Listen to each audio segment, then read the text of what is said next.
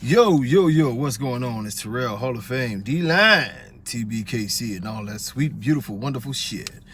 Check this out, man. Good question came along, so I'll answer it. The question was basically, is it okay to breed a dog with a kink tail? Yes, it is okay to breed a dog with a kink tail. Me personally, I tried to eliminate that part of my program just in progression that's going forward, Now I try, like this generation of dogs that I'm doing right now, I try to make them flawless, even flawless is from a judge's perspective, as I look and, I don't want stiff stifles. Definitely don't want any high rears or, those type of things. Things that would be considered structural flaws or faults or whatever you want to call it.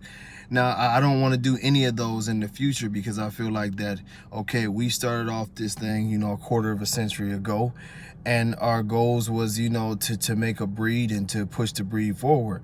Well, you're never going to push the breed forward if you keep on doing the same old things over and over and over again. And that's why I'm eliminating that part, because I've progressed in my program. Now, if you are just starting off and you have a dog that has a kink tail, something minor like that, and you say, you know what, let's see, the bitch has a litter, let's see if she throws it. It's not the worst thing in the world. You've seen this on previous videos. Things like kink tails, a bite that's slightly off, those are very minor issues. The things that I would say that you never breed is things like heart murmurs. You never would breed a dog with a heart murmur. You never breed a dog with bad hips. You never breed a dog with bad elbows. You never breed a dog with severely bad feet. And when I mean severely bad feet, I'm talking about severe. Because with the dwarfism traits that come in there, and you'll hear me talk more and more about that on the next video, you're going to have some feet issues that come here and there. But severe is severe. Sometimes you see a slight turn here and there, and that could be posture, that could be nutrition. It could be a lot of things that affect the feet. But, the hips and the shoulders, the top lines, those things, you don't want to give on those. You definitely don't want to give on any breathing issues. If you have a dog that's having a hard time breathing, you don't want to breed a dog that can't breathe. Just put it that way. You don't want to breed a dog that can't breathe. You don't want to breed a dog that has any kind of heart issues, lung issues. If you have a dog that's we're seeing some of that, where dogs are having organ issues, any of these health issues that are causing the dogs to die early or have a bad quality of life, you want to stay away from those things. Make it simple on yourself, make it simple on your breeding program, just make it simple in general.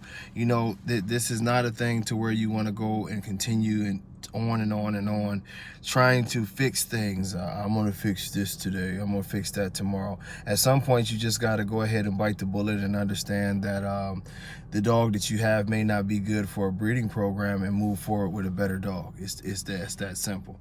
It's the same thing with temperament issues. If you got a dog that is very vicious towards people, do you want to breed this dog and then turn around and sell your puppies if into pet homes, where this dog is more than likely going to be around families and friends, and he, if the temperament is passed on to the puppies, this dog will bite a person, or might bite a kid, So, I mean, a kink tail, a small kink, there's a lot of variables that go into a kink tail. I think they can be bred out pretty easy. It's just something that I feel like I've graduated in my program to not do at all, But if, if you have one and it's just a very, very nice dog, it's a good possibility the dog won't throw it. But you do want to still follow the rules and say, you know what, if my dog has a kink, I don't want to breed this dog to any dog that has, a reputation for having kink tails in their family, so you're not doubling up on that gene. The same thing with a bad bite, if it's a slightly bad bite, but remember what I say, those are a couple cosmetic issues that you like, okay, we can get by on this, maybe circular eyes, you can get by on that.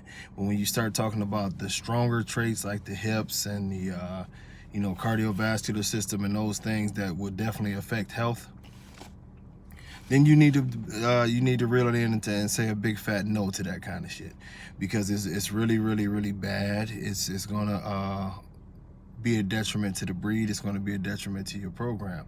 And we have to get better at, you know, holding ourselves accountable for just making the dogs live longer and be healthier and have, you know, more stability as a breed overall. And that's going to start with being selective about the way that we pick and choose what we breed. One of the biggest problems in the American bully community, in general, is that the American bully community, we just feel like we do not have to in any way, shape, or form answer to anybody about the things that we do, and you see it at shows, you know. And this is one of the reasons when y'all say, why you always so hard on the ABKC? The reason is I don't wish them failure. You know, it's not, I don't wish any of the other registries failure. That doesn't do our breed any good. But the thing I do hope that, you know, myself and other people who have pushed for these people to clean up their act, I do hope that it starts a general consensus in the public to make people, for one, more educated to something being wrong with some of these dogs, and, you know, and for two, maybe put more pressure on the registries to go out and do the right thing by the dogs, you know. And that's something that we can't, you know, we can't keep on glossing over and acting like it's not a problem in this community. With the quality of dogs we see dogs inside the ring that are having breathing issues. I mean, you know, we made fun of it, but we've seen cooling capes, and we've seen ice packs, and we've seen dogs that need to be pulled out the ring and cooled off, and we've seen dogs that damn near collapse in the ring. It's not a joke. It is embarrassing to our community, and this is just something that has to be done. So when you're breeding, you're keeping that in mind, you know, that you are breeding towards something that is going to be just longevity. And a lot of dogs' traits are directly correlating to longevity. Some of y'all might be like, well, why hips? Trust me, I've talked to numerous people that have had to put their dogs down early because of hip issues. That affects the longevity. That affects the quality of life. If the dog can't move without pain, he's not going to want to exercise. Exercise is mandatory in improving his longevity and maintaining his health. This is why, you know, in other breeds, you know, these things are focused on. But, you know, with all that being said, man, you know, minor flaws, I would say bites, you know, color of the eyes, you know, the tail, just minor little things that don't affect quality of life. Somebody's going to say about the nose. I think the nose is an issue because if the nares don't open up wide enough, you're causing an airflow problem. I wouldn't breed a dog that has, you know, closed down nostrils, you know. Those type of things, when you think about it consciously and you're like, hey, does this affect, you know, his health or his movement? Is he going to be in pain, or is he going to struggle to breathe, or is it going to cause any of those things? Don't breed that shit into your program, because you'll pay a price for it later. Until next time, y'all, much love. Peace.